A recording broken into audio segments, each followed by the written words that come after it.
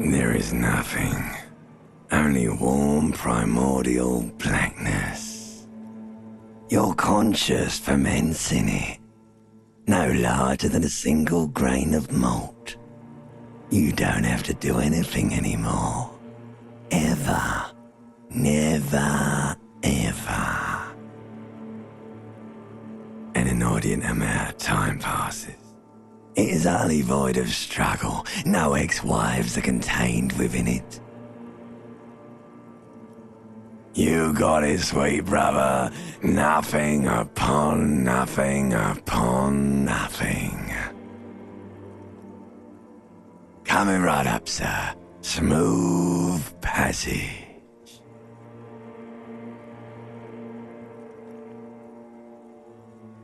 Do you really?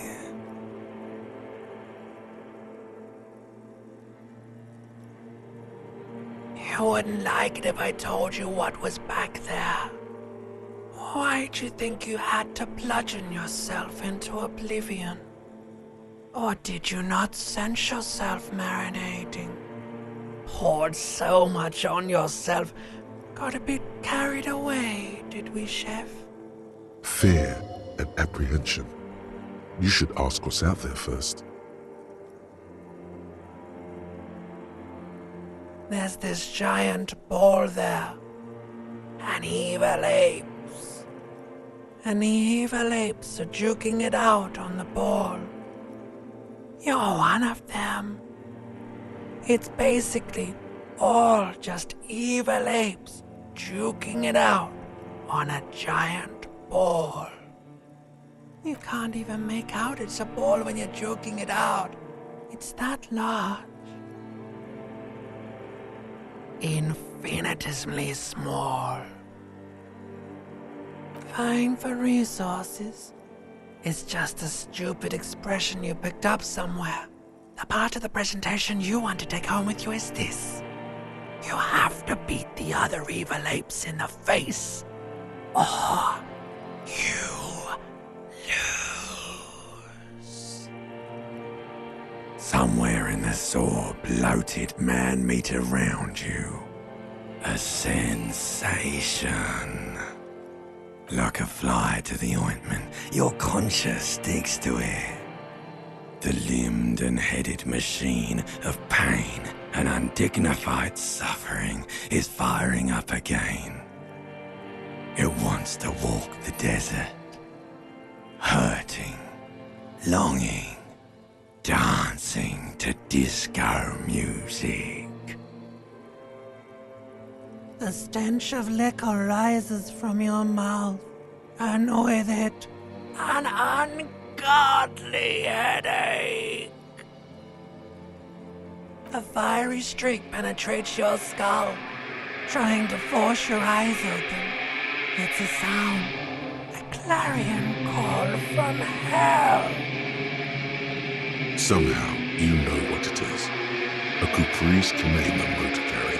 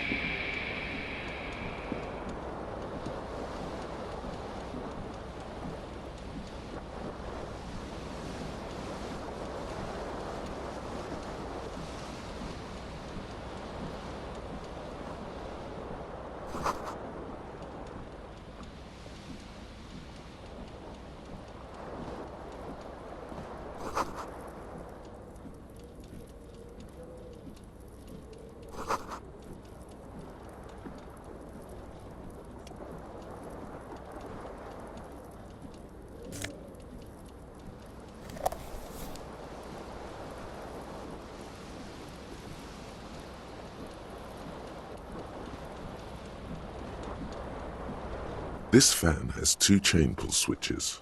One ends in a tiny fan, the other in a light bulb. A truly horrific necktie has somehow attached itself to one of the blades. The blades come squeaking to a halt. It should be easier to reach the tie now. You swoop up and catch the tie, Snap! It's released from the blade. What you have in your hand is a truly hideous necktie with 4 or 5 different patterns. The knot reminds you of a noose.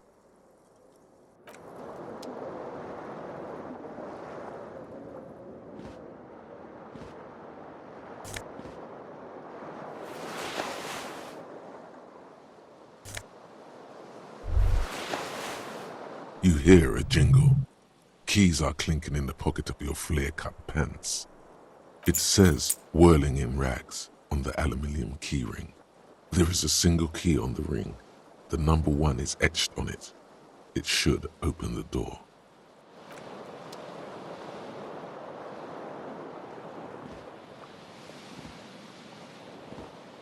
The window stands broken in its frame. Cold wind blows in. The morning light hurts your eyes. It's hazy, but you see the ocean and some war-torn buildings. The shards face outward. Whatever broke this window came from the inside. A fine web of scarring covers the back of your right hand, but none of it is recent. More likely a projectile than a held object. There are no fragments on the floor from pulling a tool back in after impact. Something you've done before. It is too large for a bullet, yet too small for a piece of furniture. You're looking for something heavy and larger than your fist, like the green shoe that's on the hat rack in the corner, which, coincidentally, is missing its friend.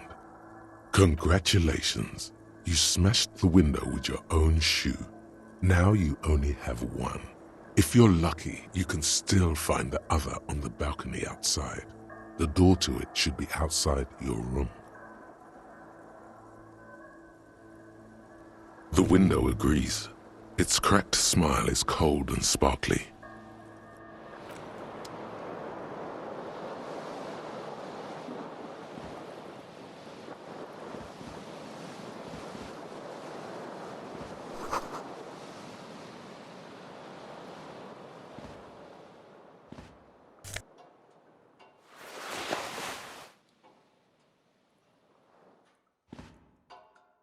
A mirror hangs above a bent and broken sink. In a fierce discharge of masculine energy, someone has ripped half the faucet off. Hot water sprays from the base and steam covers the mirror. You cannot see yourself, just the outline of a man. Suddenly, you realize you have no memory of the face that awaits you there, underneath the soft vapor. Really, all recollection of the person you are, the people in your life, and even the world you're in has drowned in a sea of blood alcohol. This was no mere night of drinking. It was a deluge of world-ending proportions. As you slowly reach your hand towards the surface of the mirror. Abort. You clearly have not thought this through. You won't like what you see there, and you will never unbecome it. Yeah. There is definitely something wrong with it. Where to even begin? There is the bloatedness, then the swollenness. It's like there's an upholstery of alcohol underneath your skin.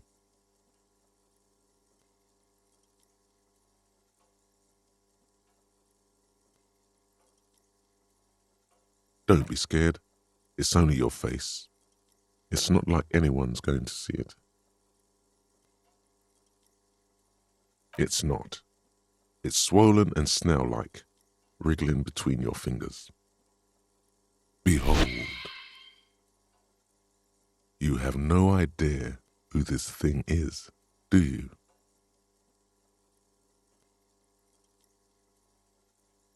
Whatever it is, at least it's dead now. There's clearly rigor mortis on your face. Or wait, is that an expression? Are you trying to make an expression with that face? Please stop. It's horrible. You're scaring yourself. Oh my God. You can't stop. It's like it's not even voluntary anymore. You have worn that grin into your face and now it won't come off. What does it even mean? What is the emotion you're trying to convey?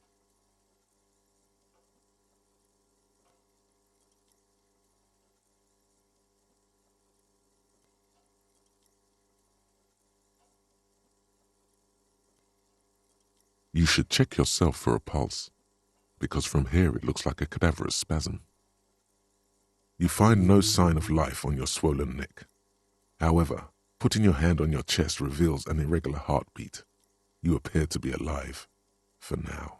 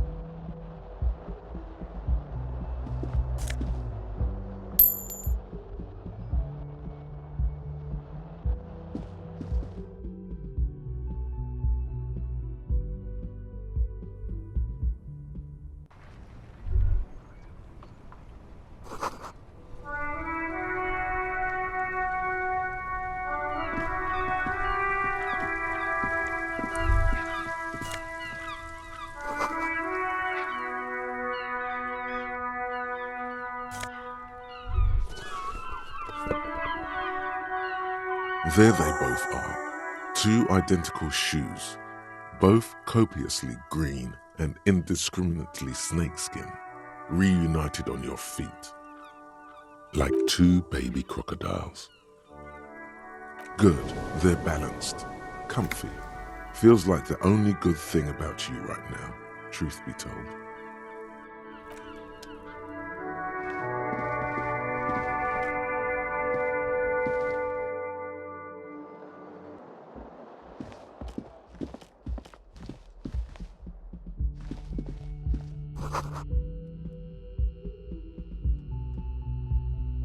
Hello, officer. The young woman raises a cigarette to her lips. Her eyes are brown and her face is speckled with birthmarks. She can't be more than 28. No.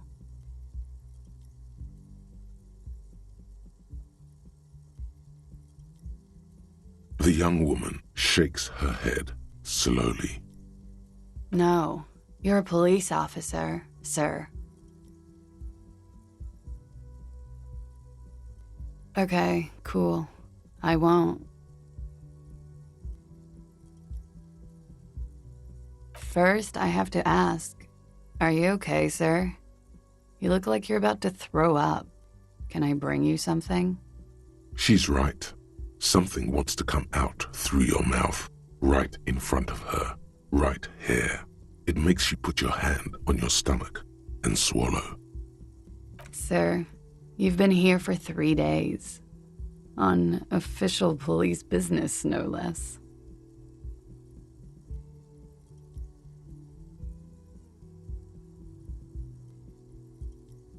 Couldn't say. In truth, so far, mostly drinking.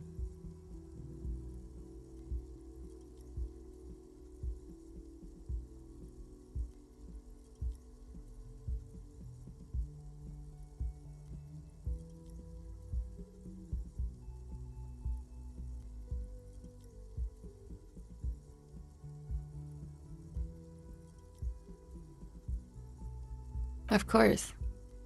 Be careful, officer. They don't like the police around here. Something stirs in you as she's about to go. Call it an instinct, a need. The need to ask questions. It's like you said the words 1,000,000 times before. She looks back at you, a light glinting off her eyes. You're a cop, Harry. It is unnatural of you not to want to ask questions. Yes?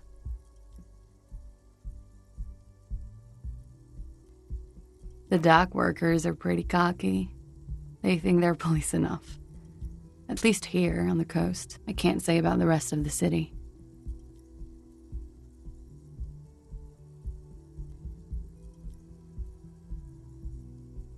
There was the usual ruckus.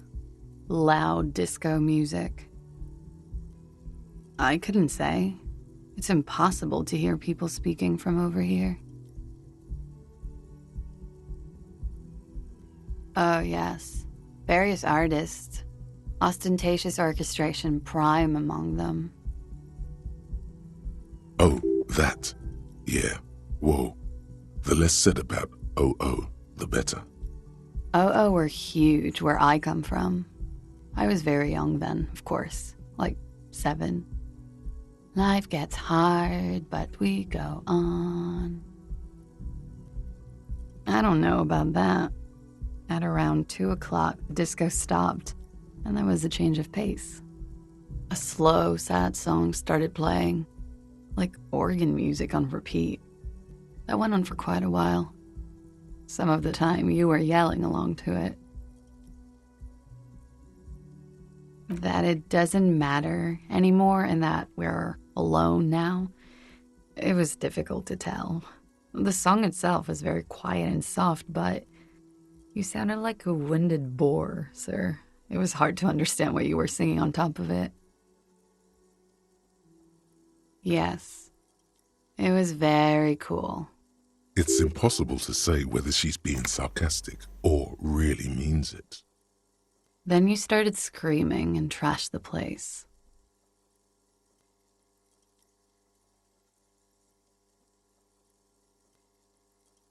A window was smashed. The tape player, probably.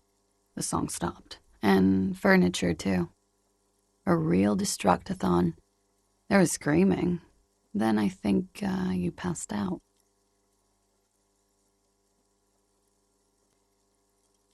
There was. I think you screamed that you didn't want to be this type of animal anymore. I may have misheard, but it was sort of memorable. I went out afterwards. Everything was quiet by then, around 4 or 5. And that was it. It's 51. The current century? Centuries don't have numbers, they have names. And this is the current one. Civilization has existed for 8,000 years, sir. You're right. There is nothing funny about civilization. You're in a hostel, sir. We are in Revachol. Revachol is the disgraced former capital of the world, divided into zones of control under foreign occupation. Half a century after a failed world revolution, she is central to our moment in time. Forever and ever. And ever and ever, out of the corner of your eye, you see the hair on the back of your hand standing on end. It feels as though low-grade lightning is coursing through you. You must be hypersensitive from the hangover. Glad to have been of assistance.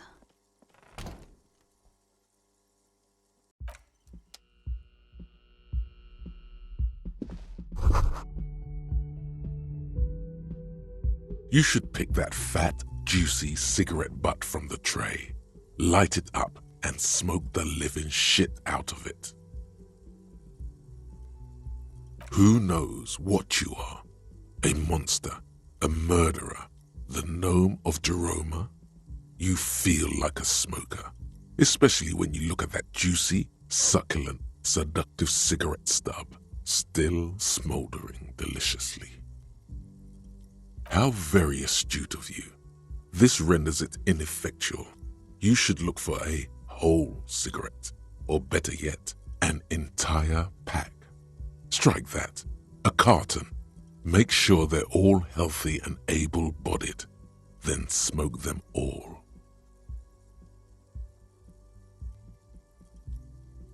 Good. They'll make you stronger and better. You're too old to be cool now, but find cigarettes, smoke them, blam. Instantly a cool renegade man, a mystical red dragon with smoke rising from his nostrils. Plus, smoking them gives massive bonuses.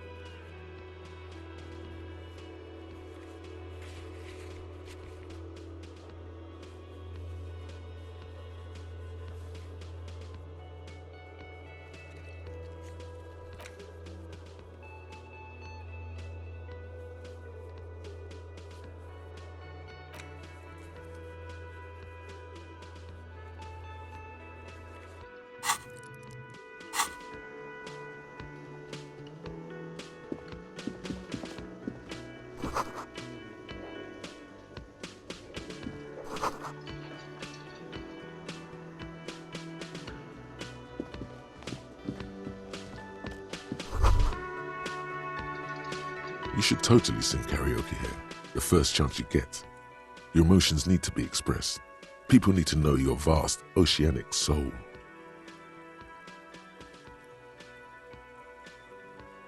Utterly.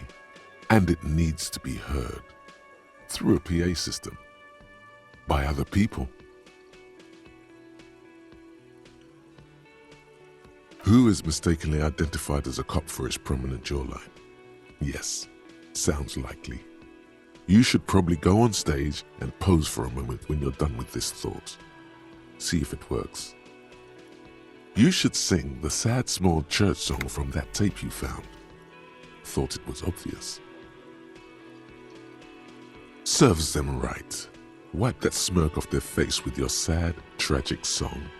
Who's laughing now? No one. You would need another copy of the tape first, though. The one upstairs is destroyed.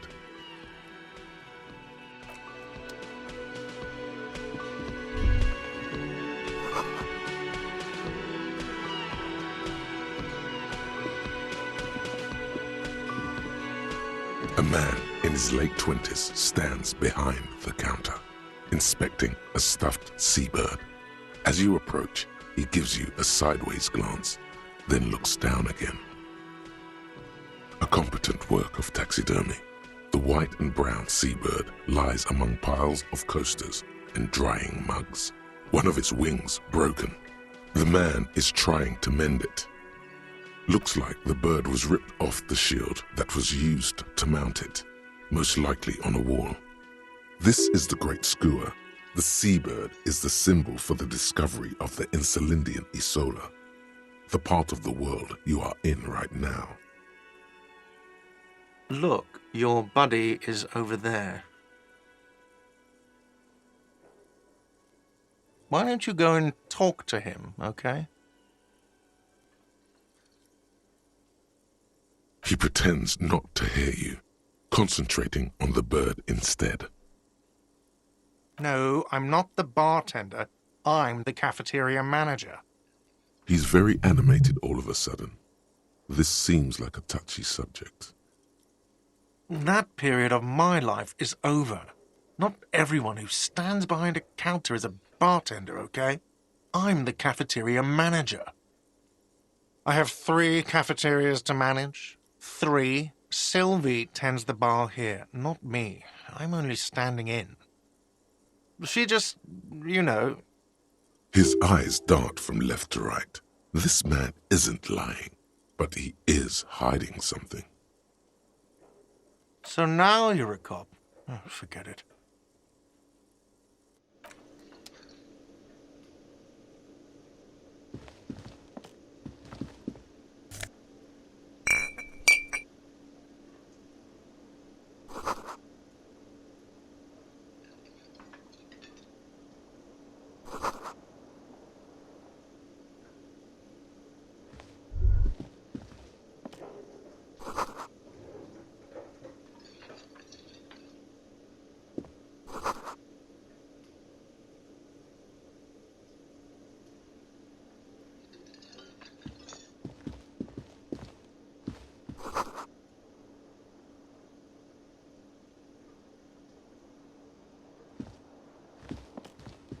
Hello, sweetie. You shouldn't keep your colleague waiting.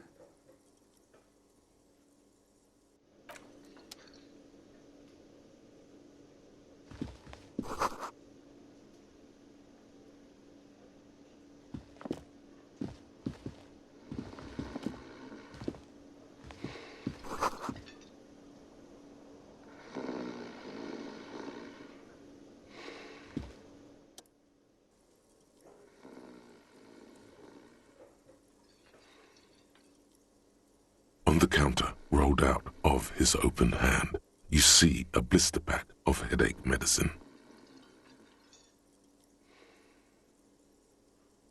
The man does not mind.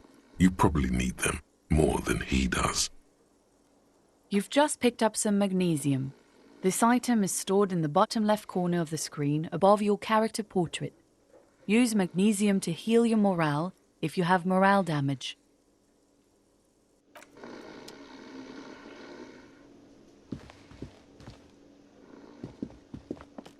A bespectacled man in an orange bomber jacket is tapping his foot on the floor. Looks like he's waiting for someone. As you approach, he narrows his eyes and extends his hand in greeting.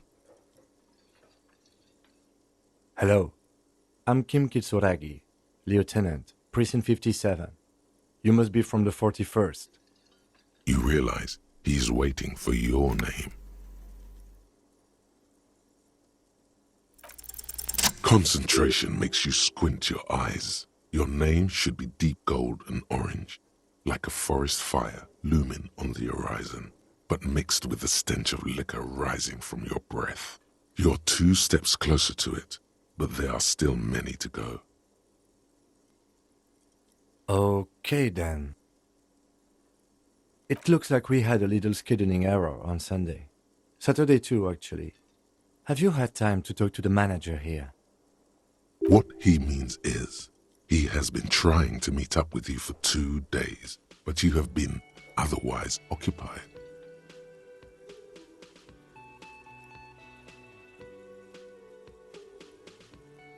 No, I don't think so. We should ask him for a rundown of the area, now that I'm here as well. I understand the scene is out back, right? It also wouldn't hurt to assure him the police are finally here. In full force, I mean. Have you mapped out the initial interviews? Good. But even if you haven't, we'll have time for that after we take a look at the coroner's case. Have you removed the dead body from the tree? Sure. But did you take it down from the tree? Does that mean the body is no longer in the tree?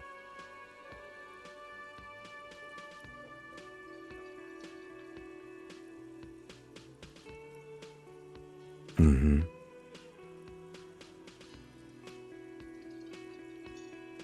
Completely.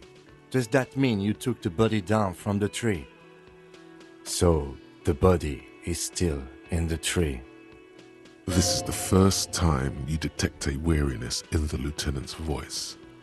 It is obvious he would have preferred for the body to no longer be in the tree. Where it has been hanging for 7 days straight.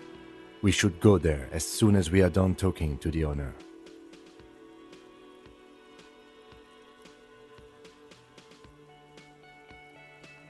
We all feel that way sometimes. There is no such thing as a police officer, I'm afraid. What remains is that there is a dead body in the tree. Someone has to figure out who put it there. If we don't, no one else will. And then, soon after, dead bodies would be dangling from all the trees. But first, we have to take it down.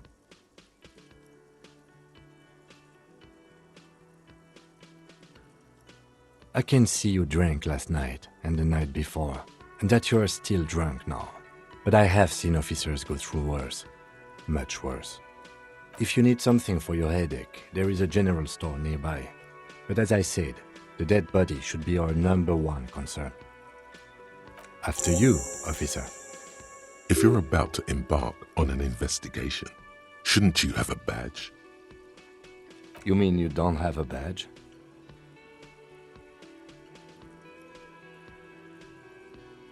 Oh, if you didn't have your badge, then that would be very bad. You would need to report it on my shortwave. But since you do have it, we can go straight to the task at hand. Lieutenant Kitsuragi is now in your party.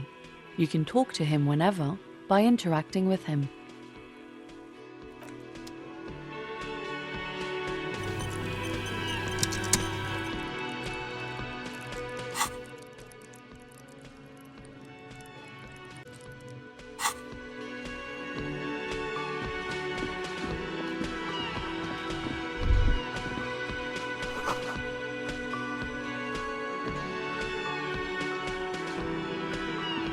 The man with the unimpressive beard notices you approaching.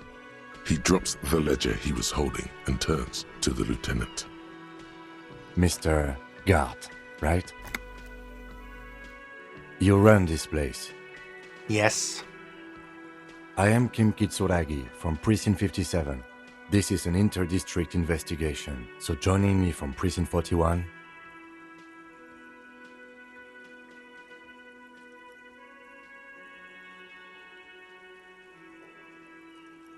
Are you kidding me? It's you. It's obviously you. You smell like liquor. And you're orange. See? Everyone agrees it's your color scheme. We're on the right track with this name thing. Is this what you get when you call the police now? We've been waiting for a week here. Sir, I understand your concern, but we are here to do a job. And for us to do it, I need you to stay calm. Yes, of course. I know it took us a while to arrive at the scene, but it also took you a while to call us. It was you who placed the call, correct? No, I only just got here. It was probably Sylvie who called you. She usually works the bar here. I'm only temporarily taking over her duties. Do you have her number? As a matter of fact, I do. You said you just got here. From where? Are you a local? What, of Martinez? No, I live in Jamrock. I only sometimes come here to keep an eye on the place. This is just one of the many, many cafeterias I manage. But you still know your way around, yes? In case we need directions. Yes, I know where some things are, but as I said, I don't live here. I just used to work here. and I'm not going to start working here again, if that's what you think. I didn't imply that. Detective, He probably means this is where you step in and ask your questions.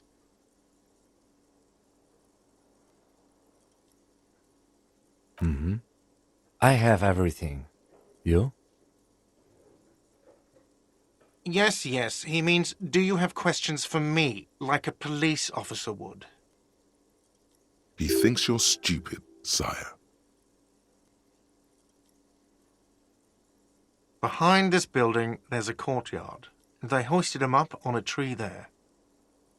That's easy. See that door there?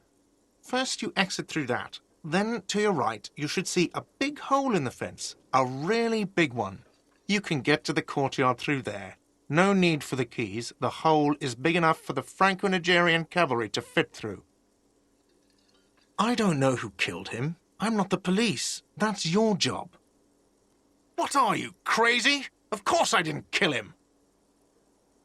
Haven't you asked me that already? What is it with you and this woman?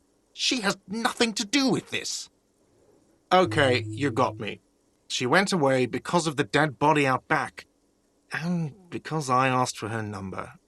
That's why Sylvie went away. I hope you appreciate that. Thank you.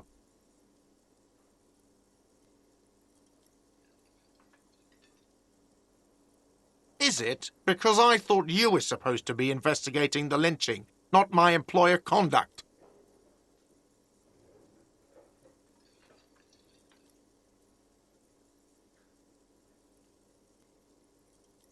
Good for you. Was there something else? I'd like to get back to what I was doing. Let's go. Not so fast. You owe me 130 real.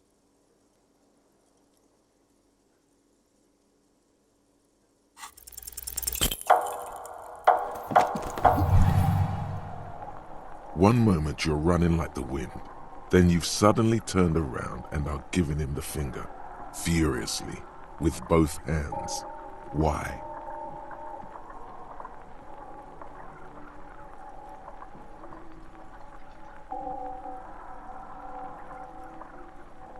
That's true, yes, and it's worrying. But let's not fixate on it. Look at that stupid bartender instead. He has no idea what's going on. You and your fuck you fingers floating in the air. Barkeep's got his mouth agape like an idiot. You showed him. Watch out!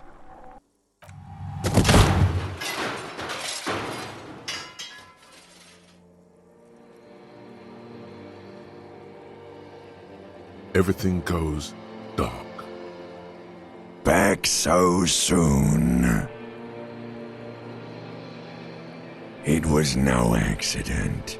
Those were disco moves from your spinal cord.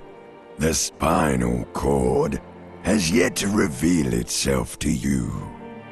Its mysteries are unholy mysteries. You are way cool. Cooler than the bottom of the sea. Too cool for this world. How's it going out there? Are the tiny apes screaming about money yet? Did one of these tiny apes have a pale green face? It's a joke, sweetie. I didn't actually think you saw the kind green ape of South Safra in a hostel in Martinez. That would be ridiculous. Are you okay? No, you have sustained a trauma to your lower neck. In addition, you have strained your left trapezius muscle. Pain surges down your back when you move. Ma'am, are you all right? Oh, I'm fine. He just tripped over my chair. Check on him. Sir, I didn't mean for this to happen. I'm sorry. This has always been a cop-friendly place. The drinks are on the house, okay? There were a lot of drinks on the tab. I still have to charge you for 3 nights and the broken window, though. That's 100 square. He's shaken. Barter now and he'll cave in.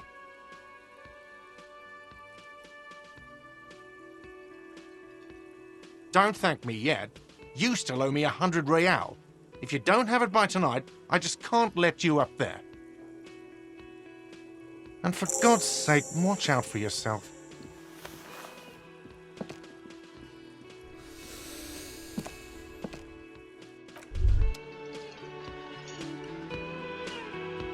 By the way, where is home? The address is coming up blank, and this place sure isn't it. But you've been at this hostel cafeteria for only 3 nights. Where were you before? You had to be somewhere. Why did you say that?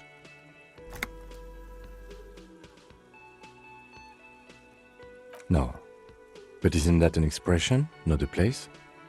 A saying, up on Marvel Hill, a great high place, one that is impossible to climb back to.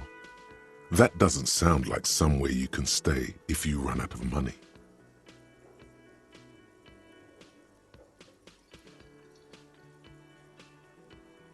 Entertain the thought when you get the time. Maybe being a hobo and a cop has its advantages.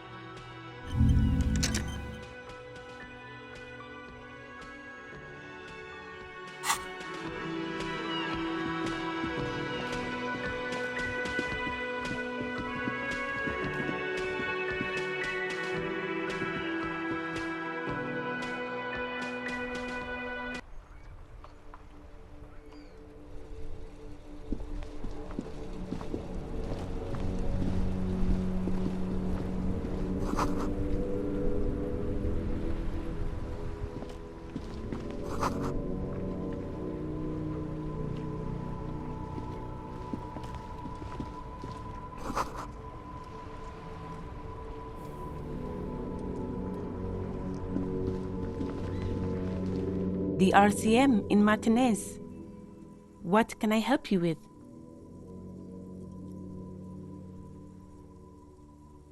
Of course. What can I help you with? Excuse me? Oh, well, I didn't write it there. I'm just sitting here. I don't know anything about that either. As I said, I didn't write it. Pig is a widely used term for members of the police. It's not loving. No need to worry, we are not saying you did. Okay. Well, I didn't. Since the street sign's messed up? Okay. What do you need? Oh, that's right there, in the yard. She's relieved someone has come for it, finally. What do you mean? We're in Martinez, sir. This intersection is called Roundabout North, I think. There's the pier, the Cape Side apartment buildings, some more tenements. Not a lot, really. The harbor gates, some kind of commotion, I think. I don't follow the local politics. A fleet store, too. Some shops and a bridge. The canal bridge leads to the coast, but it's broken, I think. Some kind of accident, probably. Just coast. There's a little fishing village there, and a fish market. But that got closed down ages ago. It's just water. No, actually, I think they call it the Martinez Inlet. There are some islands in the bay, but they're hard to reach. No problem. Me? I am just a gardener. I am working. I have a greenhouse in the yard there. I've been trying to get some work done. Well, as you already know, there's a corpse there, hanging from a tree. It smells pretty bad, so I have to take breaks. Don't worry, miss. We are here to clean it up. You can get to work soon. Mm-hmm. Thank you. My head is about to explode from all the salts I've had to inhale. Of course. I won't hold you back.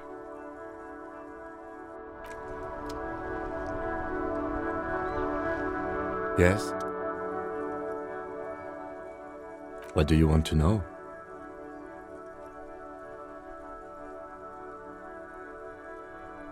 Maybe you can tell me what you do know to help me narrow it down a bit. Do you want me to brief you? 3 days ago, the RCM Emergencies Desk received a report about a security guard who was found hanged in Martinez. An anonymous caller said there was a dead body behind the Whirling in Rags hostel cafeteria. The cadaver had been there for 4 days. No one had come to investigate. During that time, the victim had been stripped of his belongings. The caller did not identify him, but used the word lynching. There is an ongoing labor dispute between the local dock workers and the logistics company Wild Pines. I was told we should approach the death as part of this dispute. A security guard or worker of some sort hired by Wild Pines. This was just hearsay from Martinez, of course. We need to find out the truth. They didn't identify themselves in any way. The tone was muffled using a device of some sort. The desk could identify neither the caller's age nor sex. There's a strong prejudice against involving the RCM in what's seen as union matters. The dock workers' union is the de facto police in Martinez. Now it appears they've started executing too. We cannot allow that. That's us, the Revachol Citizens Militia. We're the police in this city. The RCM, or the Revachol Citizen Militia, is the police force you and him are part of. A self-organized peace corps of the occupied city of Revachol. The RCM operates within a legal twilight, yet its authority is rarely questioned. It's super useful to know this. That's right.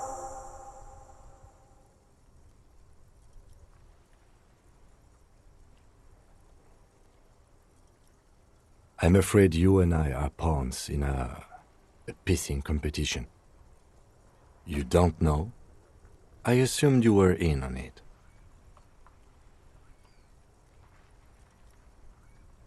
It's just stupidity. We shouldn't waste any more time on it. If you want my take, ask me after we've inspected the victim.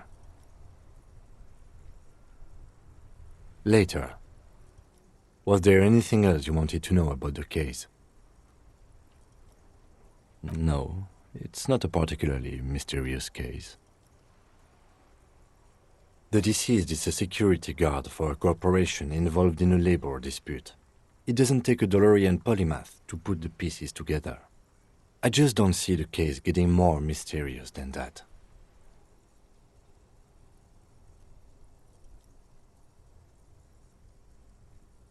There was some interest in this case at my station, but not for the reasons you have in mind. You seem to wish there was Yes, it just so happens there's a beautiful, blonde 19-year-old woman at the heart of this case. A rich one, in fact, part of a murder sex cult. The weary tone is the surest indicator that the lieutenant is being sarcastic. No, not really.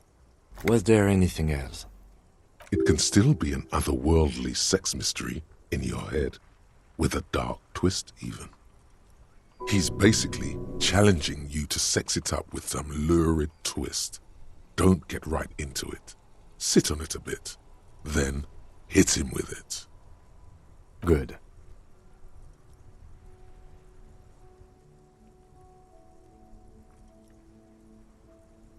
No response. He just arches his brow. He's having trouble processing it, believing it even. Have you tried concentrating on something other than your personal affairs?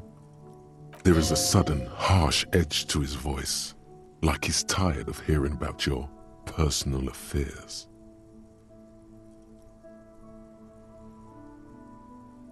Try work, the case at hand. It can work miracles. Not a fan. It's just the nature of lieutenancy. The RCM deploys a self-styled structure called the Decomptage as its chain of command. Every lieutenant is responsible for 2 sergeants and 8 officers. That means the average lieutenant has to deal with quite a few personal affairs. Even you know this. Focus on other people's troubles, not your own. That is a relief. A moment passes. The lieutenant glances at the sports watch on his wrist. Me? I don't see how my life is pertinent to the investigation.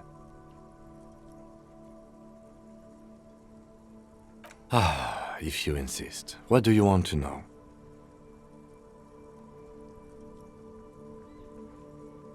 What do you mean? I have no idea what you're talking about. The lieutenant's conceptualization skills must be rather rudimentary.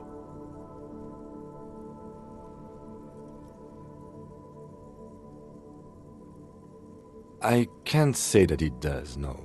When I need to think, I just use my notebook. The lieutenant produces his small blue notebook and idly thumbs through a few pages. We all have our different mediums. His is written. You're super lucid, yet psychedelic. You don't need office supplies to connect to your nervous system. You're special. No.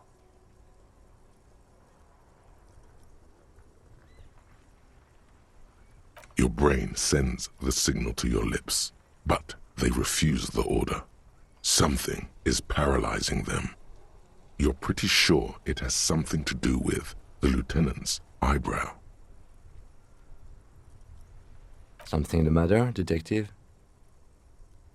What's going on? It's like you're a puppet in his hands.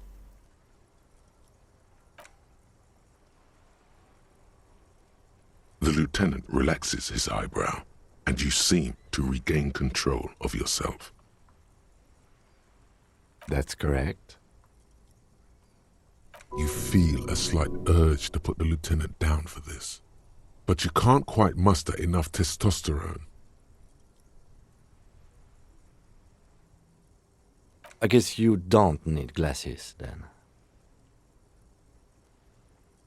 That's because I'm half Seolite, or quarter. My father's father was from Seoul. So was my grandmother, but from my mother's side. It's not an interesting topic. It's a part of the world, officer. A geopolitical entity and a geographic division. I told you it wouldn't be interesting. Seoul is a protectionist, isolationist, pan-Isolari state west of the Insulindian Isola. Actually, it's quite interesting. Some would even say mysterious. You're barking up the wrong tree. I don't speak a word of Seolite. I've never met either one of my grandparents, and I've never been to Seoul. I'm a regular Revacholier.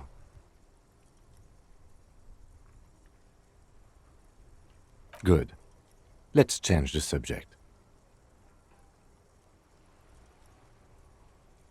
Excuse me?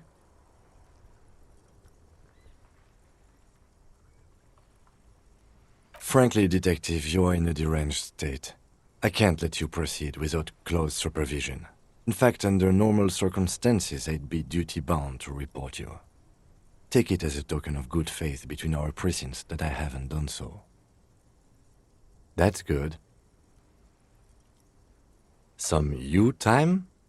This is a police investigation, not a journey of self-discovery. You'll still have your evenings to yourself.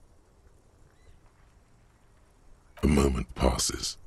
The lieutenant glances at the sports watch on his wrist.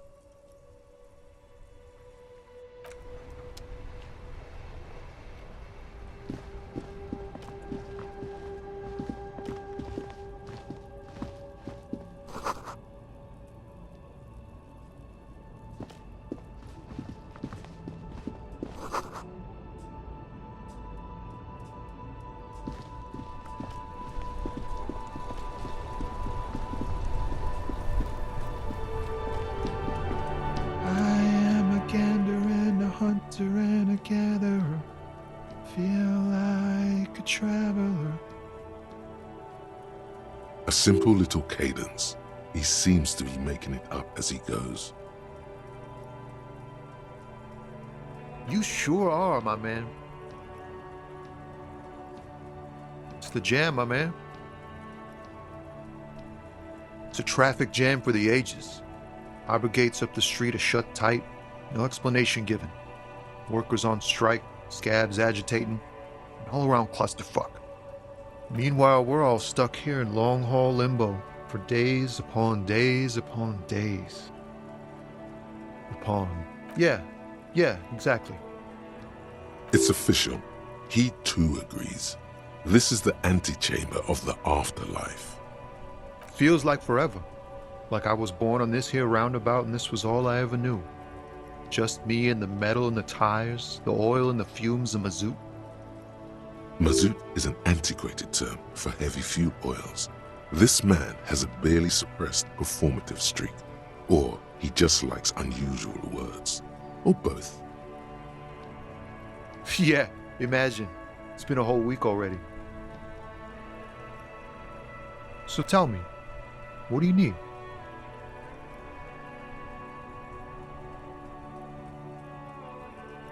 Huh? Oh. No, I ain't got any money. They don't want to pay for unfinished work. The bosses, man.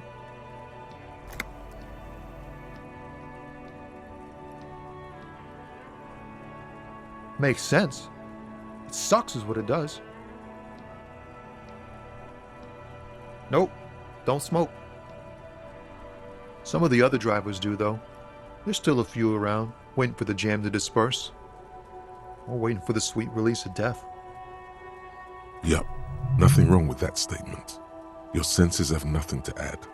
You'll have to ask around elsewhere. You could also check the kiosk down the street. Frit.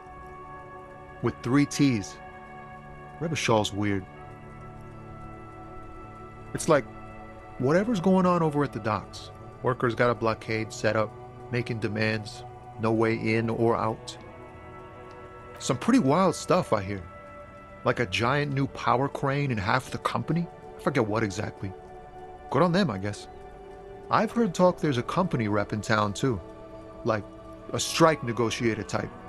They'd know what's up. Precise demands and so on. Ah, yes, from the Wild Pines. We'll meet her soon enough, I'm sure. They want to keep that money flowing in, my man. Ka-ching. He doesn't blame them, but he's not on their side. That's for sure. Anything else? Yeah, this ain't really my area of expertise.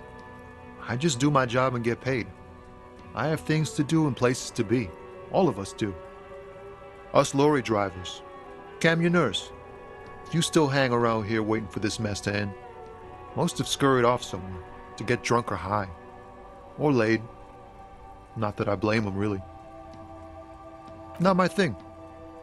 Chasing transient pleasures is a drag these days. I prefer the examined life now. Thinking, reflecting, observing. What's better than chasing transient pleasures? The more transient, the better. When one's ended, you can get onto the next one. He ain't one of us drivers. I know that. All accounted for. Otherwise, I haven't really asked about that. Been wasting time right here. Keep him busy. It's easy to see he's telling the truth. He's kept his nose out of the dark stuff. Analyzing the fundamental structural and psychological conditions of being stranded in the midst of a sea of motor lorries and their sad, despondent chauffeurs. A sense of surprise there ain't more bodies hanging from more trees.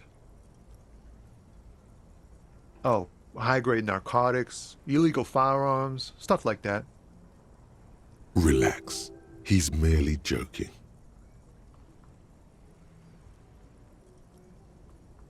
Ha! No, I'm joking, my man. Found runs a nice, clean business. This haul of cargo is mostly sporting goods. You know, tracksuits and that kind of thing. They usually get shipped to Grad and the Occident, though we've been making headway in the Il-Moran market lately.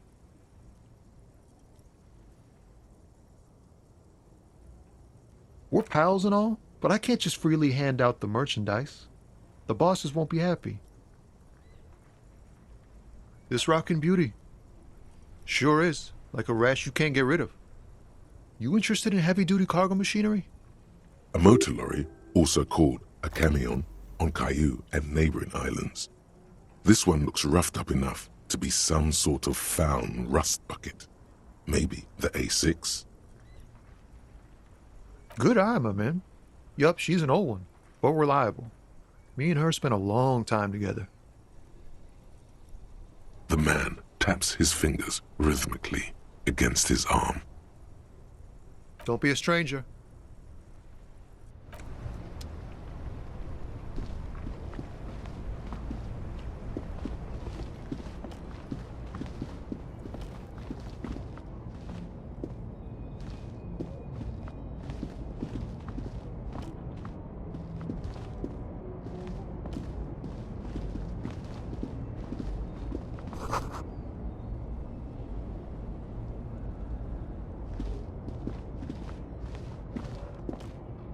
An old monument stands in the middle of the traffic island, pointing toward the sea. It looks as if it's been reassembled piece by piece, secured and mounted in the air with the aid of numerous ropes and rods.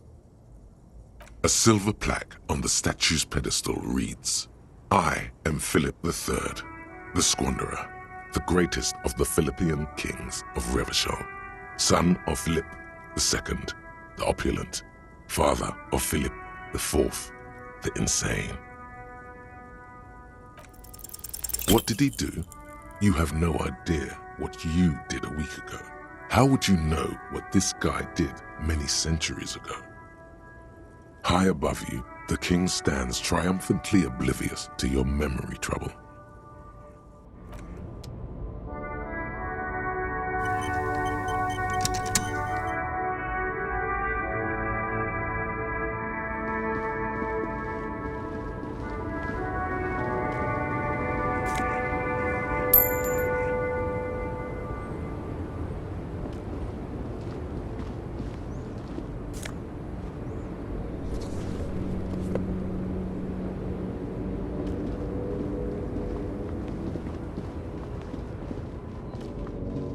The small, wrinkled woman does not greet you. She nods along to something on her radio. A photograph is clutched in her hands, and there is a warm smile on her face. The photo, an ambrotype from the turn of the century, as golden as her smile. Wait. She's just a distracted old woman. Better to leave her alone. Why? I just told you why.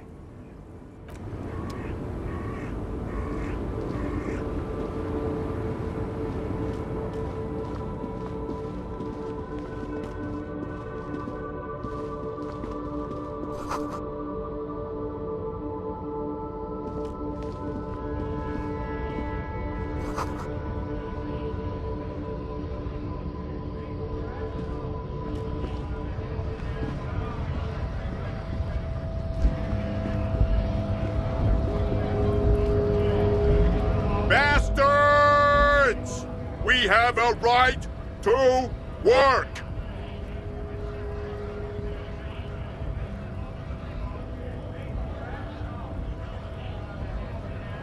Hold up and stay frosty, everyone.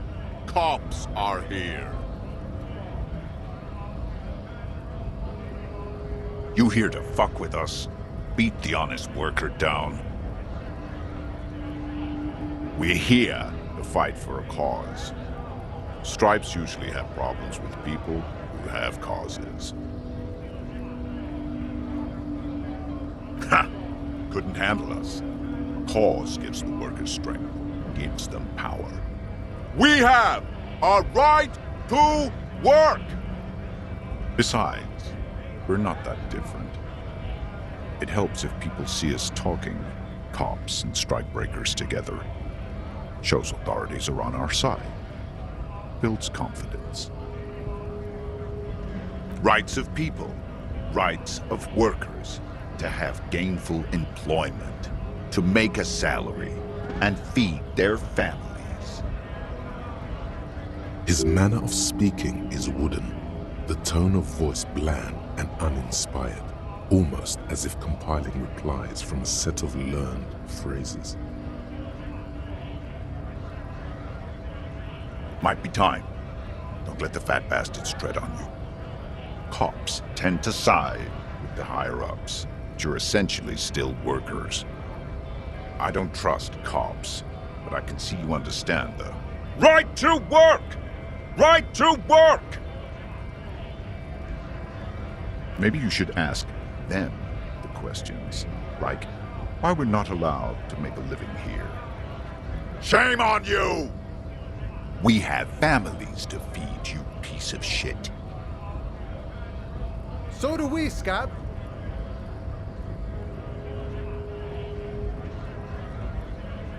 Have fun. Union shits are on full strike. Don't think they're going to let you through the gates. I'm trying to meet their fat boss. Right to work! It's shameful. Cops doing nothing. You should bring backup. Open up the gates for us. Blockading gainful employment for workers is a crime.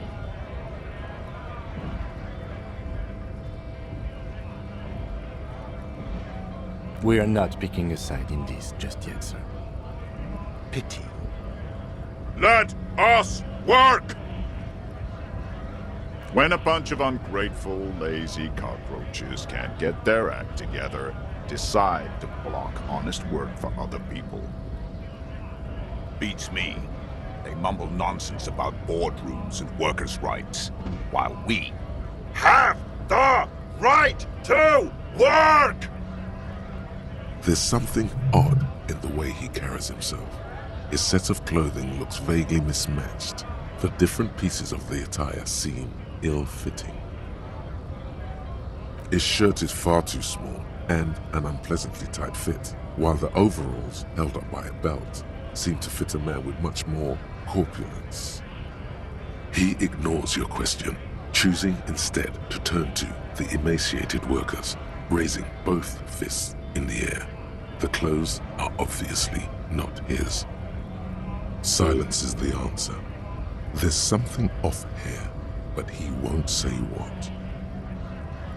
honest men and women with rights to work, to be useful, not toys for corporate interests.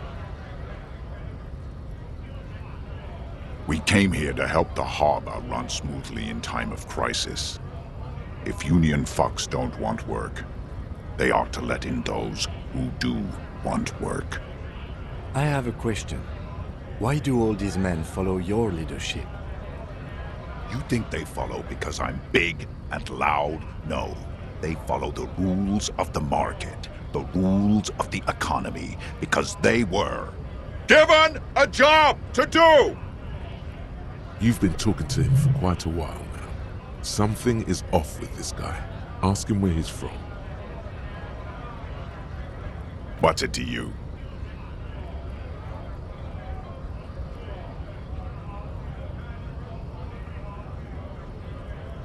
No, don't think we've met before. I came to help out the people. Every once in a while, it's like you can see glimpses of another guy under the guise of this fighter for jobs. He seems a more brutal, cunning, and suspicious person. Just a hunch. Or you just might be paranoid. We're all workers, right? Workers stick together. Came from the eminent domain, in Jamrock. Backgrounds in odd jobs, heavy lifting, cargo hauling, bouncer work. I know the drill.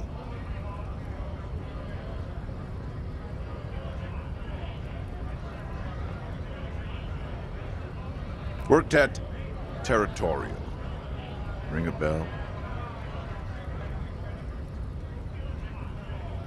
Uh-huh. It was a long time ago. We were promised work. We'd be in there, working, if the bastards hadn't shut the gates. Main gate's locked. Would take heavy ordnance to bust it open. Could try to get in through the secretary's office. Door's locked. The guards blocking the way to the access panel. And I don't mean the scrawny mess punk either. I mean head measurer. Or whatever he is.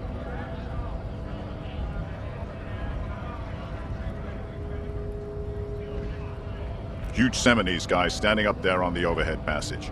Won't let anyone by. The access panel is right behind him. Bad. Standing on a narrow bridge, he's got a strategically advantageous position. And he's trained. I don't know how the Union has a trained killer up there. But that one's no joke. And my men are tired and hungry.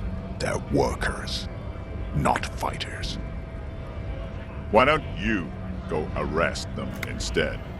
I'm sure they've done plenty of criminal shit. They have that look. It would be better for the neighborhood if you went home, at least for now, if you can't get in anyway. No! They will give up eventually. Or get drunk. Leave the button unguarded. Then we charge.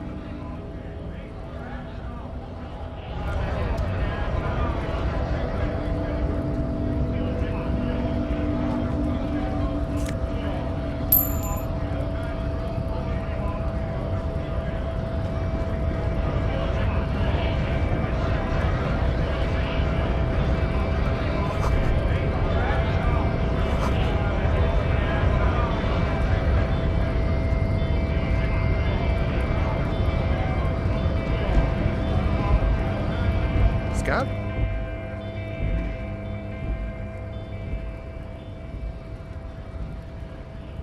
You're hazy on the notion of a scab.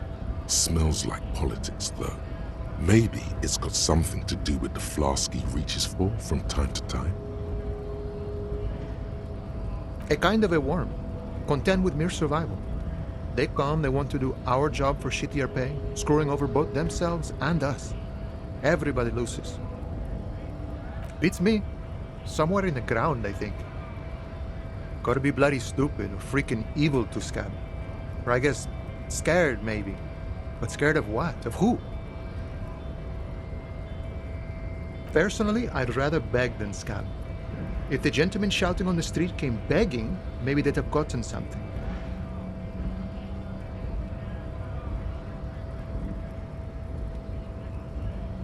Sometimes you gotta do what you gotta do. These scabs ain't begging. They ain't holding on to their integrity.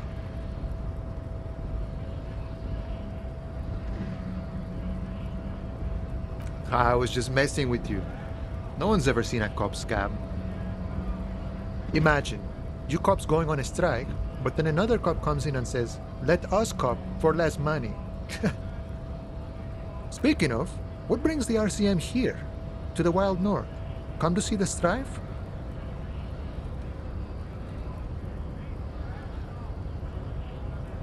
Sure thing, my friend. I can help you out. The coin lands into your hand as if it has always belonged there. The swallow returns. Always glad to help out the RCM. Shame I can't do more. Things are meager at the moment due to... You know, the winter's fat is slowly running out and all. Still better than scabbing, though.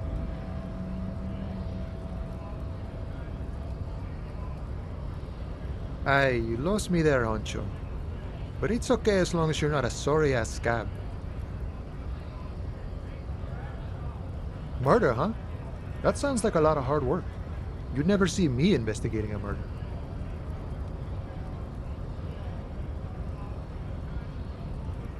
Of course, Policia. It wasn't me. You can rule me out. Easier that way. He didn't do it. It's the truth. My friend, I respect the right to roam. The open range awaits. I don't operate in that capacity. I'm not a granter of passage. The passage grants itself. If it's so simple, why did the scab leader warn you of the guards blocking the way? Aye. Walk right past Measurehead and go in. Yeah, the 2.5-meter tall Semini Supremacist is there. Walk right past him, then press the button to unlock the door, then go past him again, and you enter the arbor through the office. Está.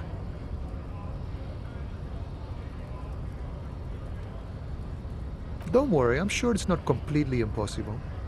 For example, you could best Measurehead in a physical confrontation. Or you could convert to a Semini Supremacist worldview. Or,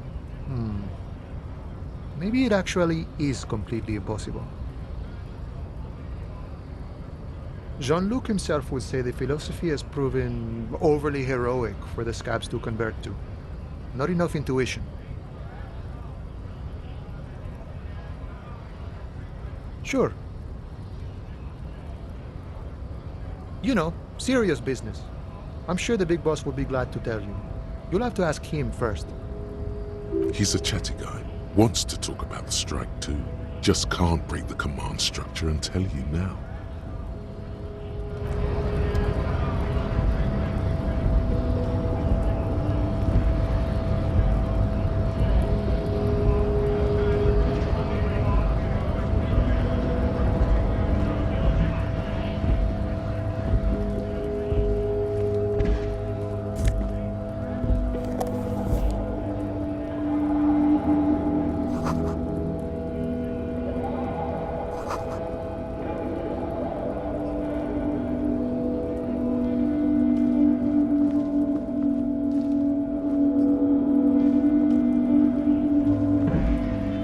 Welcome to Revachol.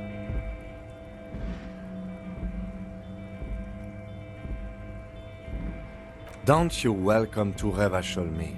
My grandfather came here from a 3,000-year-old racist isolationist culture, while your ancestors came to this island a mere 300 years ago. Every school of thought and government has failed in the city, but I love it nonetheless. It belongs to me as much as it belongs to you. It's men like you who keep Revachol divided, making it that much harder for everyone to climb out of this post-war limbo. What he means is, fixation on the Revacholian nation makes it harder for Revachol to actually attain self-determination. Oh, come on, man. I just said welcome to Revachol. It's a lorry driver thing. I know exactly what you meant. You think my kind doesn't belong here, that I should watch myself and behave. But you see, I'm an officer of the RCM. It's actually my job to make sure you behave. I would advise you to remember that. Silence. The air between them becomes tense. Your partner needs backup. Now's your moment to shine.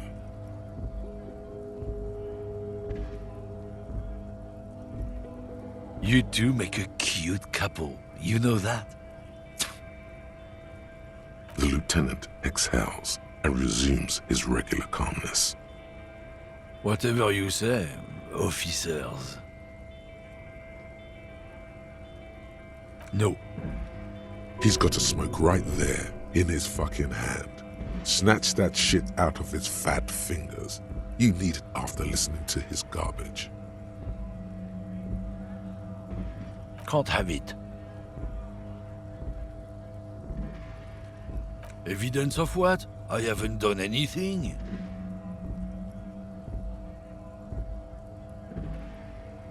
What, officer? Sorry, I couldn't be of any help. It's about biological determinism, natural law, the sorting of the races. Not the most popular topic nowadays, with the coalition in charge and all. You might want to change the topic. That is, bury your head under the sand like common sheep.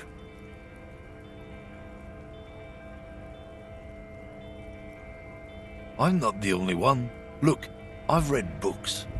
The science of racial theory has all been proved, even if some people don't want to accept it. People who've studied these things say that you and me are superior by design. So, naturally, we Occidentals should be in charge. Obviously, you can see the merits in that. Oh?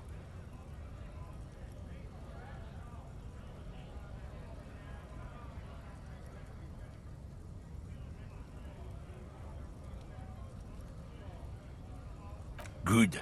If we, the evening people, pull together, we can form a bulwark against these troubled times. Root out the forces that seek to undermine the well-being of our people. Lieutenant Kitsuragi's stern expression remains unchanged, but you sense he can't be happy about this turn of events. Oh, not much anymore. I'm here to pick up some cargo, but the dock workers are on strike, so it's a sit and wait on your ass situation. Apples? Apples is exactly the kind of thing you'd say if you had something to hide. Look, as detective, I come from a long line of lorrymen. We got ancient rights and privileges. We're on the same side here, yeah? No need to bust my balls, huh? I'm here to pick up a load of apples. Just regular, Koiko-picked apples. Damn, you're not gonna get more out of him on this. He's put up the wall of racism.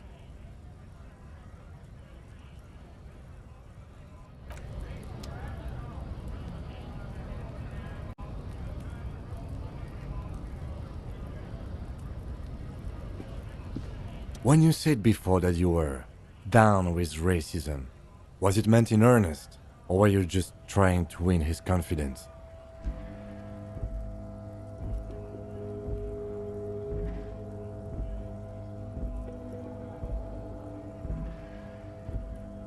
I suppose that's a relief. Just be careful how often you avail yourself of this technique.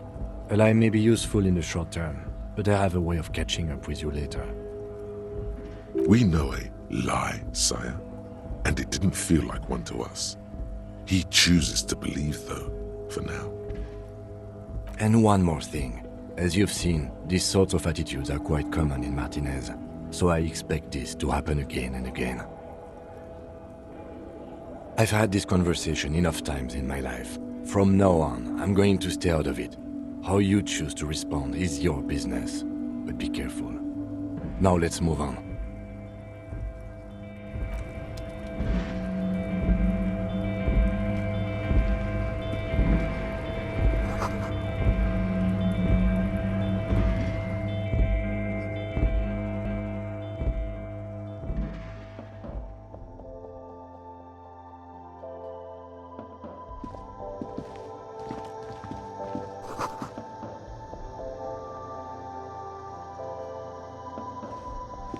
The tear machine stands in the corner. A sign says, 1 bottle equals 10 cents. Oh, that's the tear machine. It's a machine for tear. You know, you find tear outside, like bottles or whatever, and put it in the machine, then it gives you money. You need a bag, I guess. We used to have some, but we gave them all out, so... Feel free to use it if you find a bag, though. I'm sure there are some out there, somewhere.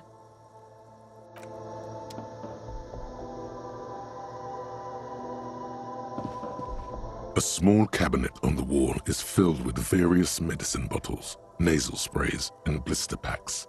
They all bear the Saint-Baptiste Pharmaceutics logo. Their logo is the bloodless rose, pure white, untouched by harm. Just ask me if you need anything from Saint Baptiste. We don't stock prescription meds, but we do have Nosafed, Duramine, Magnesium, and Hypnogamma. I don't know. Let's see. Nosafed is a nasal spray. Duramine is a really good painkiller. Magnesium is a dietary supplement. Hypnogamma is... I don't really know what Hypnogamma is. I guess it makes you feel less shit. It's recommended to use after lots of partying, studying, or exercising. No, sorry. I'm not like a doctor or anything. Nosafed heals +1 health. Duramine heals +3 health. Magnesium heals +1 morale. Hypnogamma heals +3 morale. Saint Baptiste, you know, the pharmaceuticals company. Saint Baptiste Pharmaceuticals, the one that sells meds out of Saint Baptiste. That one. There. She is right. Saint-Baptiste, the company, derives its name from Saint-Baptiste, the city. Itself so named because that's what it is. A rare case where that really is the full etymological history. As far as almost anyone knows, at least.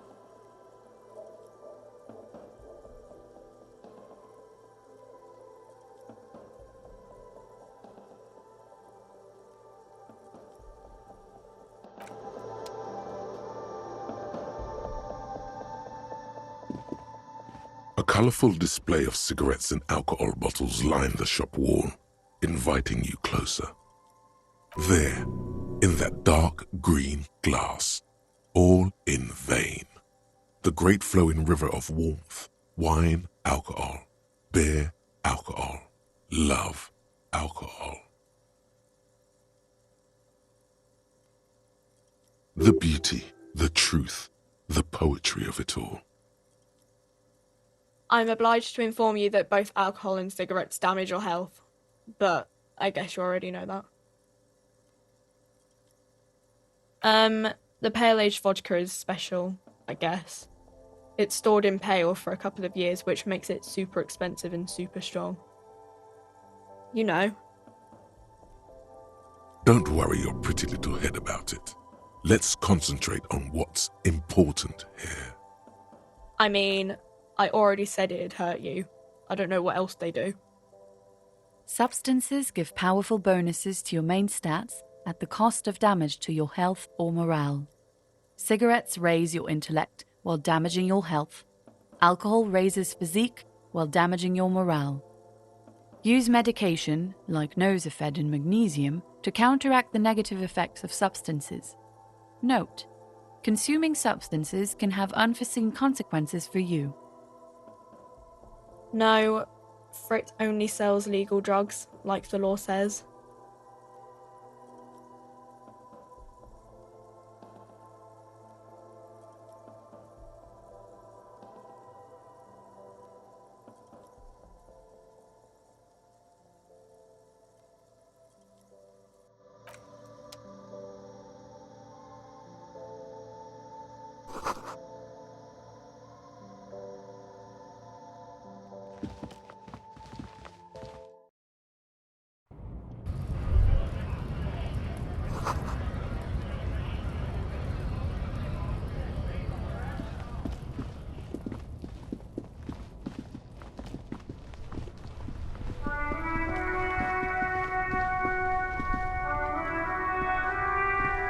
Before you stands a motor carriage. The bodywork is covered in blue and white livery, bearing the number 57. Vapor emanates from the large engine on the back of the vehicle. It hasn't had time to cool off yet. This must be the infernal machine that tore you from oblivion, the Caprice Kinema motor carriage. In the cabin, you are welcomed by a set of steering levers, a radio microphone on a hook, a pull-out toolbox under the seat, and the soft glow of the fuel preheater gauge. The white suede feels luxurious under the touch, and the metal clutch handle so very familiar in your palm. As you tap on the gauge, the indicator pin jerks as if startled. It's in the large orange sector, indicating the engine is warm. Next to the gauge is a red switch labeled heat. There's no use pressing the heat button. It won't start without the ignition key. Translation: we're not going anywhere right now. Alternative translation: don't even think you can drive my MC. A metallic drawer slides out from under the seat and clicks into place. The tools inside are neatly organized. Take what you need, officer. It's going to be a long case. I'm not protective of my tools, like some men are. He's clearly a little protective of his tools. But what can you do? Work is work. The pry bar feels nice and cold in your hand, heavier than you'd think. Useful for opening all sorts of doors and lids. The handles are long and sleek. Snap, snap, go the cutters in your hand. It's robust, weatherproof, and well-made. Police issue, blue. Lets you see things in the dark you would otherwise miss. The pull-out toolbox slides back into its nest. Preheater gauge casts a warm glow on the steering levers and the radio on its hook. The frequency tableau lights up and the green button labeled Prime Line glows like a feline eye. And then you hear something. The soft purr of electrical kittens, radio waves cast far and wide over the metropolis. A woman's voice greets you through the static. This is Precinct 57. Hello, Lieutenant. How may I assist you? Hello, Alice. Please assist our colleague from the 41st Precinct here. I'm putting him on.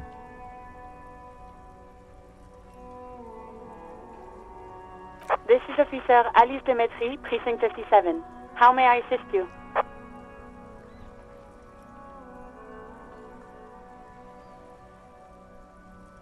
Just a second, officer.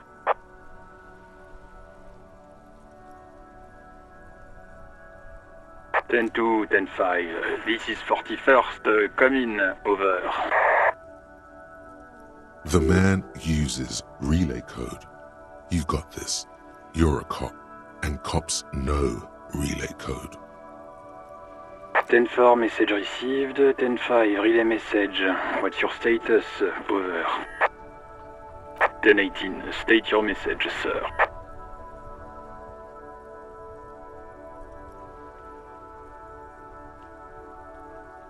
Ten-4, your badge should have most of your personal details.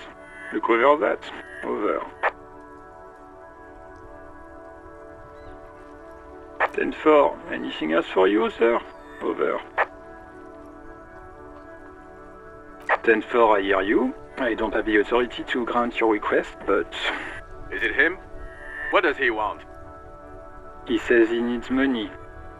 Don't give that asshole anything. He's just gonna drink it all.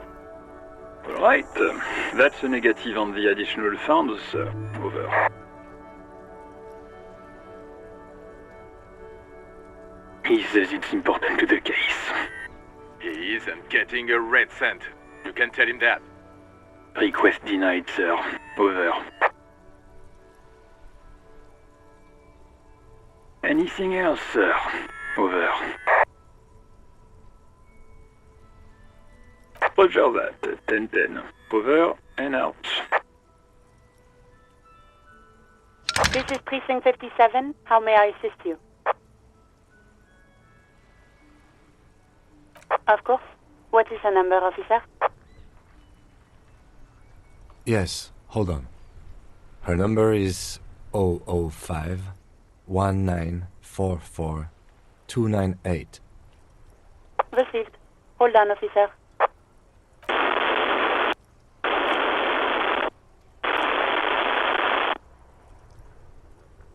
Give it a minute. She might be busy at the moment. Takes a bit to get to the phone.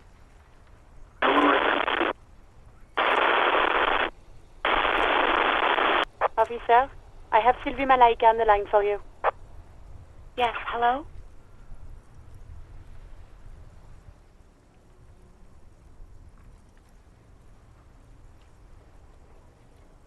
Oh, right. Hello, officer. What can I do for you? There is no resentment in her tone.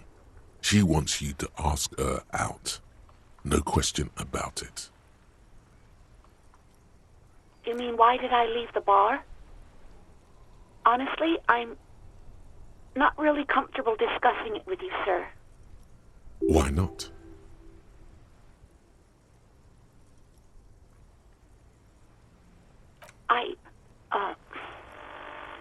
Let's just say I left because I needed to get away from someone. What? No, why would you even think that?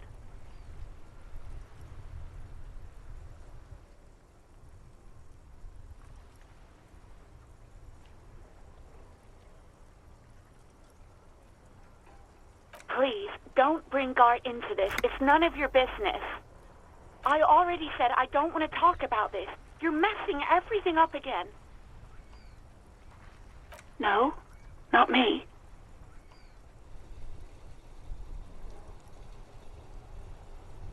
No, sorry. I don't. Not a lot of people have phones around here. Copper thieves take the wires. People don't have the money to have the cables put in again. They use the Union's phone, or the one on the coast. So the Union has a phone, and there's one further down the coast. Got it. It was someone else. We'll find them sooner or later, officer. It just might take a while.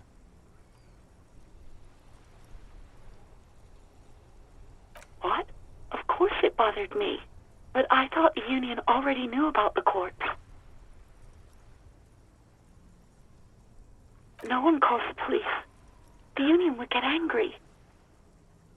You know, what the Union says goes.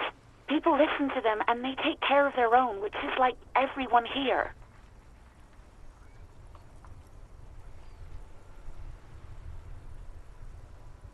Okay.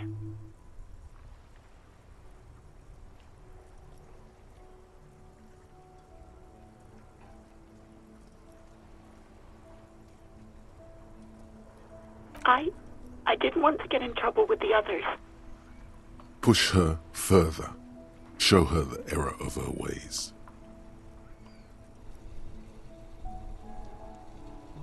I didn't know I had to report it.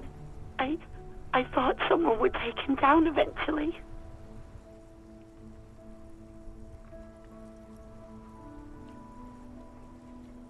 You can almost hear the girl getting smaller on the other end of the line until she almost drowns in static. Okay.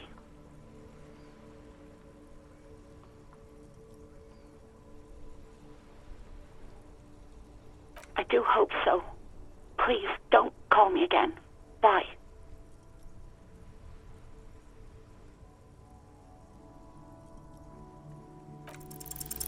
Yes, you have obviously done something to upset her at the Whirling in Rags when she was still working there. I'm not mad, it's just... You were so drunk and so emotional all the time, and then the skua thing happened. It just made me want to quit. The stuffed bird, the great skua. You threw it against the wall while screaming, "Fuck that bird," and laughing like a maniac. I think you said it had been giving you shit ever since you got there.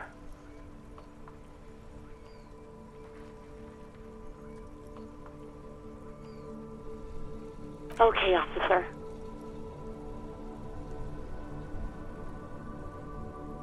Yes, obviously. You were the worst client I've ever seen. And I have seen so many assholes in this place. I've had sailors fighting, union guys grabbing my ass, kids stealing booze. Once a guy was glued to the karaoke machine every night for 2 months. But you... well, you were worse than all of them. Honestly, you were getting borderline aggressive. Even about little things like not turning down the volume at 3 a.m. I even liked one of those songs you kept listening to on repeat. No more. I hate it now. We Go On by the O.O. I can't listen to it anymore. You've turned it into a parody. Then there was your room. Your project. An experiment to see how bad it can get in there. I tried to send the cleaner, but you wouldn't let me. Threatened to make me understand. I had no idea what you meant, and I don't want to know. And then you screamed something about how you're actually a real cool guy, and no one understands it. One of the coolest guys there is. The coolest guy in Jamrock. Something about disco, too. And then I had to deal with your toilet. The one you clogged with police documents, causing water damage downstairs in the kitchen.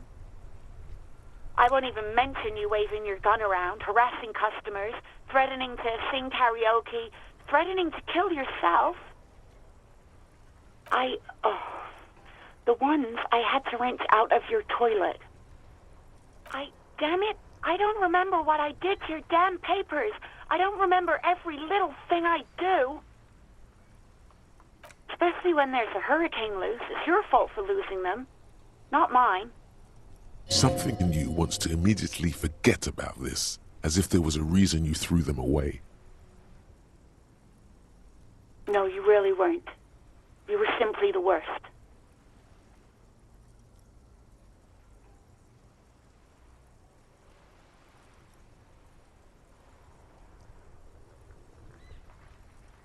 God, I knew I shouldn't have brought it up. Just try not to call me again, and let's pretend it never happened.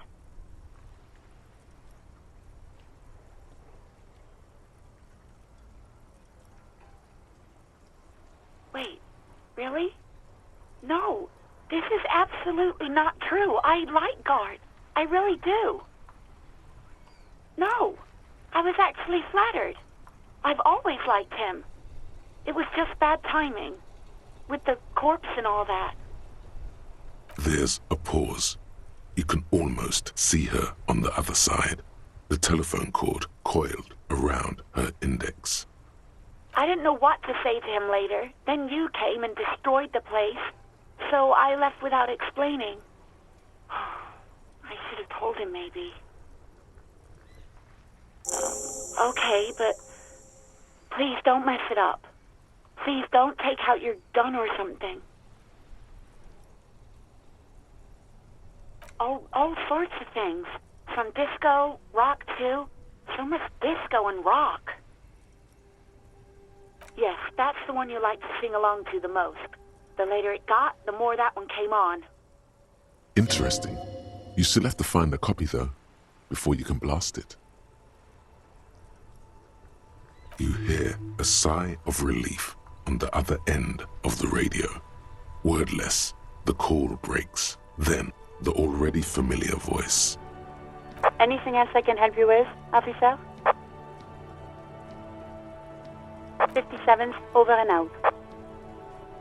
In the cabin, you see a set of steering levers, a radio on a hook, a pull-out toolbox, and the soft glow of the fuel preheater gauge.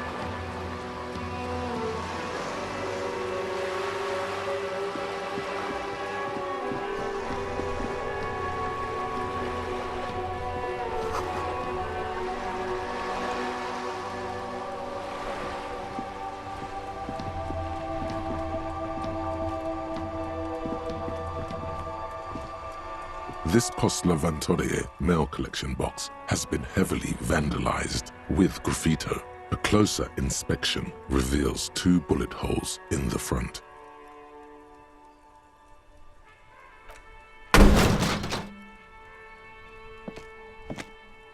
There is a hollow, saddened ring as you kick the Levantorie mail collection box. It sounds betrayed, in disbelief even. Your toe has suffered damage. It hurts. Cool. You really showed that mail collection box. He does not actually think it's cool. If anything, the lieutenant feels sorry for the poor box. He's leaning in to inspect the layers of graffito that deface it.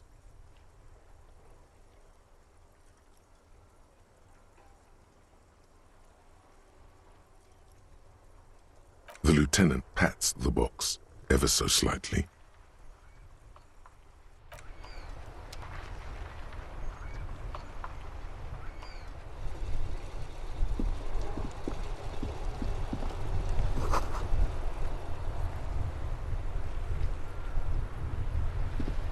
The worn and beaten wooden planks of the bench do not look overly comforting. We can sit on benches after we've solved the murder. Let's go. You can revisit the bench if you ever need to pass the time when Lieutenant Kitsuragi is gone.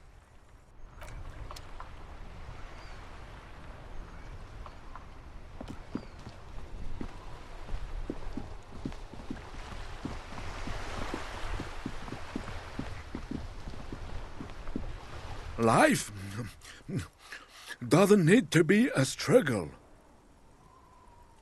I'll be with you in a moment, officer. Let me just finish my sandwich. Talk to angry old René first.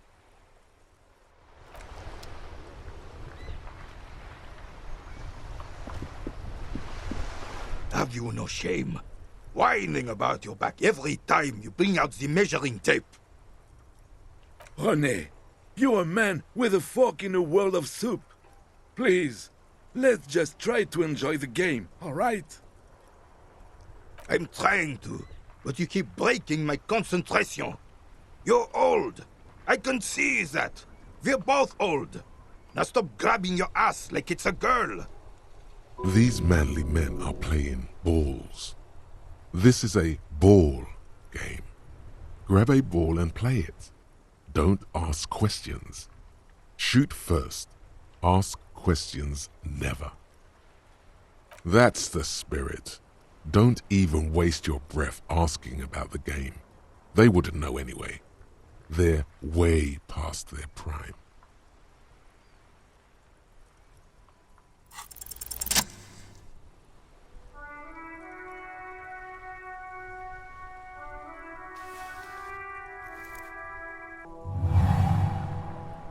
You are immediately surprised by the ball's lack of weight. No matter, you'll make it work. God, this is right. You feel the familiar tremble of excitement and adrenaline that precedes every victory. Time has frozen. The cold metal ball is surprisingly smooth against your neck. It has a pattern on it, probably a sponsored ball. Yours would only be covered with bumps of learning and scars of victory. Already your muscles are adjusting to the weight, the nervous system calibrating, until you and the ball have merged into a single entity. The man ball is ready. A chilly breeze ruffles your hair as you stand there, feet firmly planted. All sounds, smells, even the wind, everything fades until the only thing left is the union of man and ball. An embodiment of pure motion, a fine-tuned locomotor running at maximum efficiency.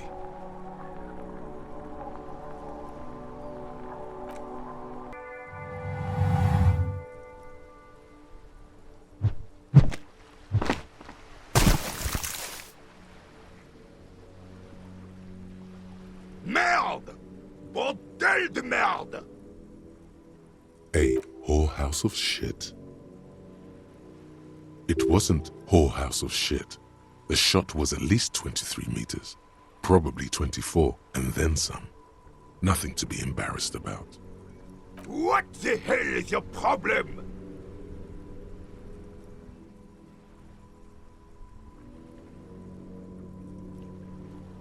I don't care if you are a cop. You do not just ruin someone's game. It's so goddamn disrespectful. You vandalized our game, son. We can't play pétanque with 5 bull.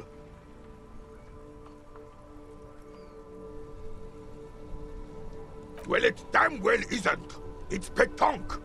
You ruined a pétanque game. We want our bull back. Take it easy, René. This is just a misunderstanding, isn't it, officer? No harm done. Of course there's harm done, you orange slug. You owe us a goddamn bull.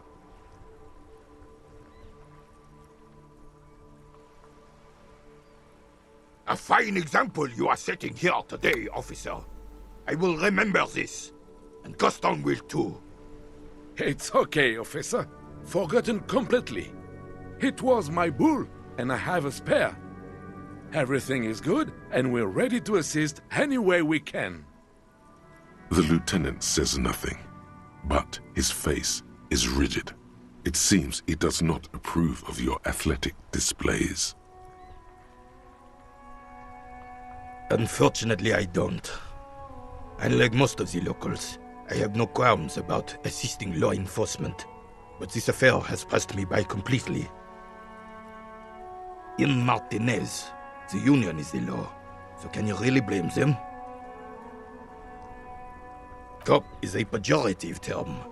I don't have a problem with policemen. On the contrary, I admire the effort to bring order to our streets. He doesn't know about the crime. Your time is better spent discussing politics. If I knew, I would not be afraid to tell you.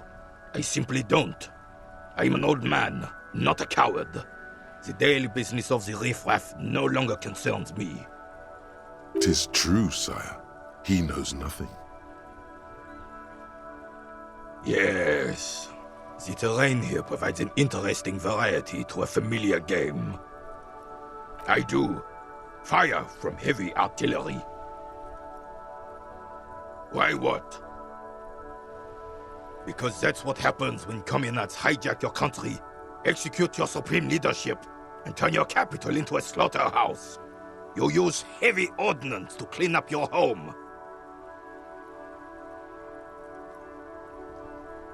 Commies, communists, socialists, anarchists, call them what you like. They just chose the name to feel special. Senseless sentimentality. Sadly, no. It was the foreigners who brought them to their knees. We fought valiantly. Too valiantly. So valiantly we got licked. Should have fought dirty, like they did with their suicide sex cult propaganda and mad anarchist women strapped to shrapnel bombs. We didn't though, and we lacked caliber. God bless him, but the suzerain's cannons simply weren't big enough. It was probably a bit more complicated than that.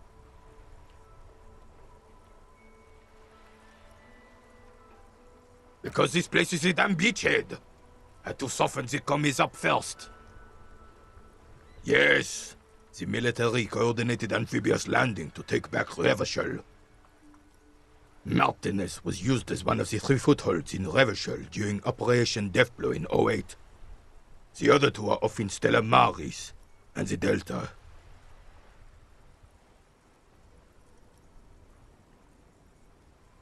This here is Blood Ground, where coalition boots first made landfall and cleaned those rabid dogs out. Most likely, we're playing pétanque on their mangled corpses. Blood ground. You got old René going there. Like he isn't hungry enough already. Don't get me wrong, officer.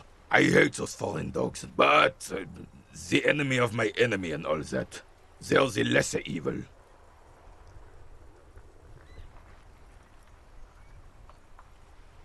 Damn right, son. They laid the fire of hell on the city before they stormed it. And it worked, too. The rest of the city got cleaned up, but Martinez they keep as a monument. And now the Union Socialists are practically running the place. Well, it's your own damn fault. You, we, the coalition, Revachol, whoever you want to blame, never finished the job. Officially, the party never surrendered. Of course they still hold influence. You don't even begin to truly understand the players on the table, let alone the specific circumstances surrounding the... What do you think? Thinking men have opinions on these things. Present one.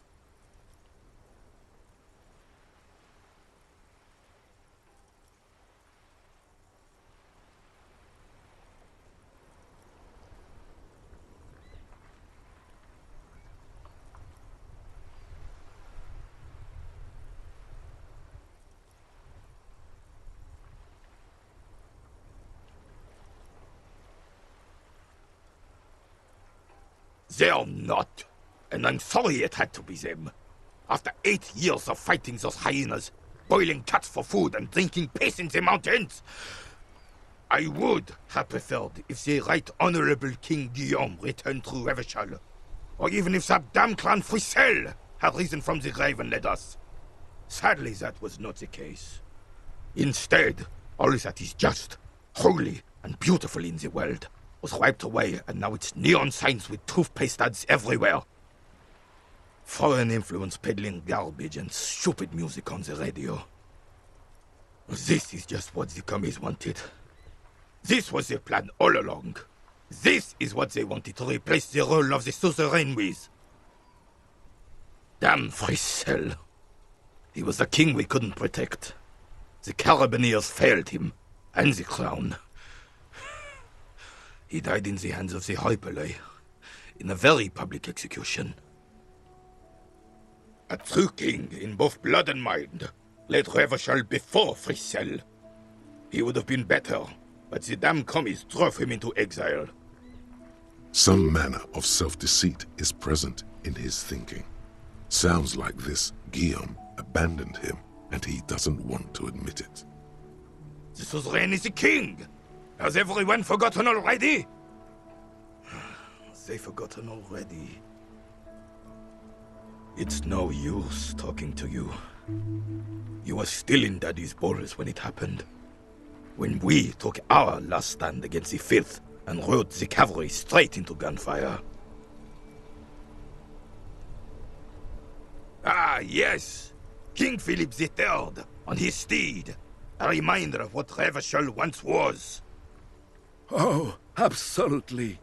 At the mercy of a cocaine-snorting tyrant who emptied the treasury so he could sleep on a bed of gold. Cocaine? Cocainum? Sounds like our kind of king.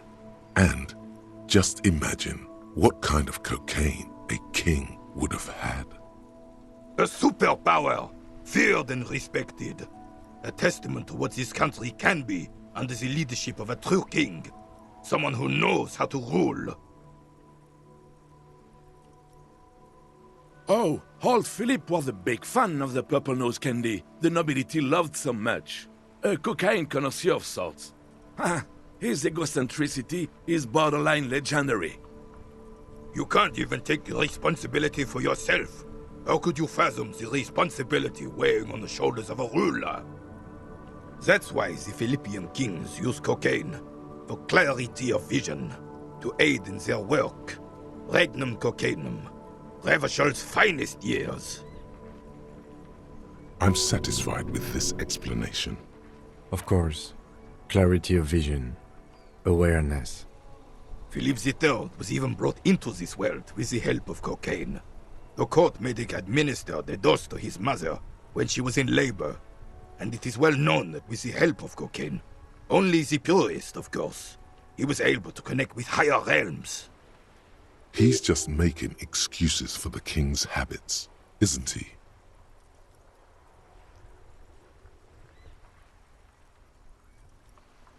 Please, officer, don't encourage him. Do spare us the cocaine fairy tales. The RCM isn't interested in them. Yes, indeed. We're not here to investigate the drug trade of centuries past. Right.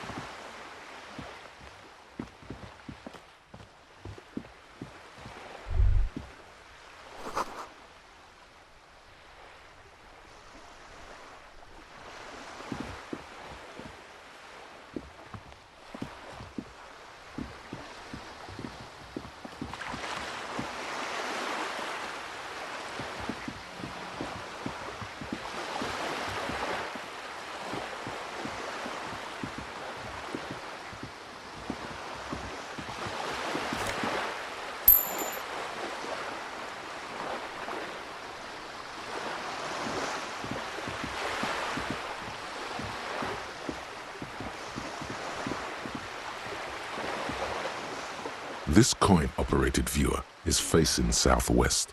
Its coin slot is full of fossilized bubblegum, rendering the machine permanently inaccessible.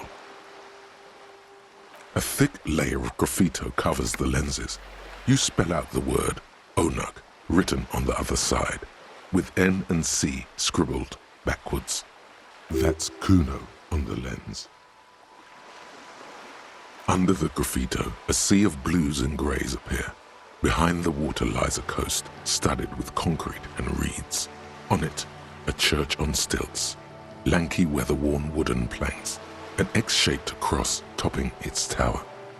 You know this to be the star of Pericanasis, or the Cairo, the central symbol of the Pericanassian church, a star, a great moral height to be strived towards. Around the large wooden building you see chunks of sea ice gathered on the beach, and a small tent set up on the ice.